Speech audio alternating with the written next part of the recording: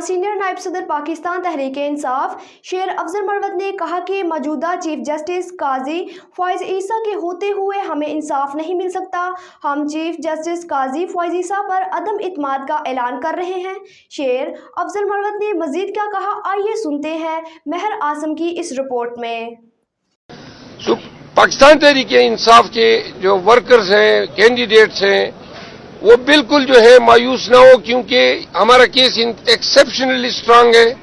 बल्ले की निशान का बल्ला हमारे पास ही रहेगा और इंशाल्लाह 9 तारीख को जो है डिवीजन बेंच से हमारी तवक्कुआत हैं कि हमारे साथ इंसाफ होगा।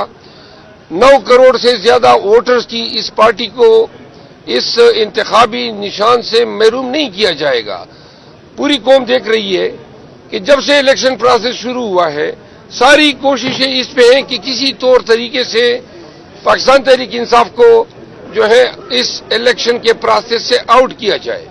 पहले बल्ला जो है इलेक्शन कमीशन ने हमसे लिया, फिर इसके बाद जो है इलेक्शन कमीशन ने जिन रिटर्निंग ऑफिसर को तैनात किया, उन्होंने 90% पाकिस्तान तहरीक इंसाफ के उम्मीदवारान के कागजात नामजदगी बगैर किसी कानूनी जवाज के रिजेक्ट कर दिए।